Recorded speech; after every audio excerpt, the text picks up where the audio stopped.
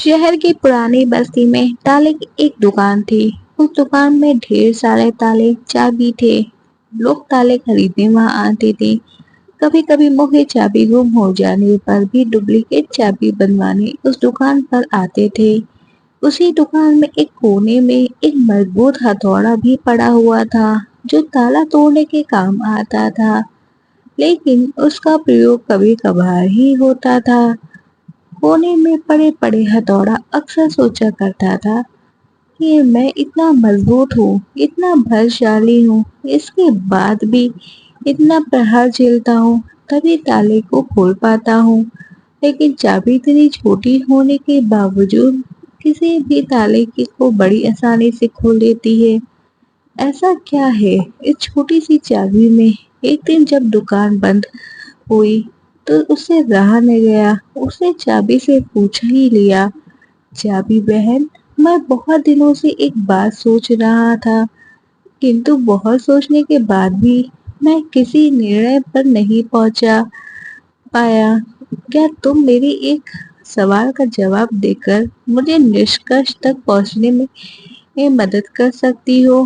पूछो भाई, बन पड़ा तो तुम्हारे सवाल का जवाब मैं तुम्हें अवश्य दूंगी। चाबी नम्रता से बोली, बहन, तुम में ऐसा क्या खास बात है कि तुम इतनी छोटी होने पर भी हर प्रकार के ताले, चाहे वह जितना मजबूत और जिद्दी ही क्यों ना हो, बड़ी आसानी से खोल लेती हो, जबकि मैं तुमसे बहुत बड़ा बलशाली और शक्तिशाली होने के बावजूद ऐसा नहीं कर पाता। मुझसे ताला खोलने में बहुत मेहनत लगती है और कई बार प्रयास करने के बाद ही ताला टूटता है। चाबी मुस्कुराई और बोली, बहुत ही साधारण सी बात है हथौड़े भाई, तुम ताले पर प्रहार करते हो, इस तरह तुम उस पर बल का प्रयोग करते हो और खोलने के प्रयास में उसे चोट पहुंचाते हो। ऐसे में ताला खुलता नहीं बल्कि टूट जाता है, जबकि मैं बिना बल का प्रयोग करे और ताले को चोट पहुंचाए बगैर उसको अंत मन में उतर जाती हूँ। इसी मेरे निवेदन पर ताला तुरंत खुल जाता है। तो इस कहानी से हमें यह सीख मिलती है इस कहानी से हमें ये सीख मिलती है कि जीवन में कई बार ऐसी परिस्थितियां आती हैं जब हमारे सामने हथौड़ा या चाबी बनने का विकल्प होता है।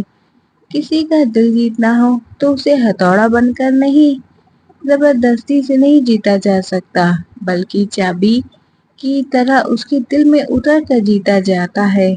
इसी तरह किसी से कोई काम करवाना हो तो डरा धमकाकर और जबरदस्ती दबाव डालकर भी काम करवाया जा सकता है। लेकिन ऐसे में कार्य के प्रति ही उत्साह और समर्पण भावना नग्न होती रहेगी। यदि किसी के दिल में कार्य के प्रति समर्पण भावना जागृत करे, उसे उत्साहित कार्य करवाया जाए तो कार्य मन लगाकर और संपूर्ण से किया जाएगा और ऐसे ही कार्य बेहतर होगा और परिणाम भी बेहतर होगा।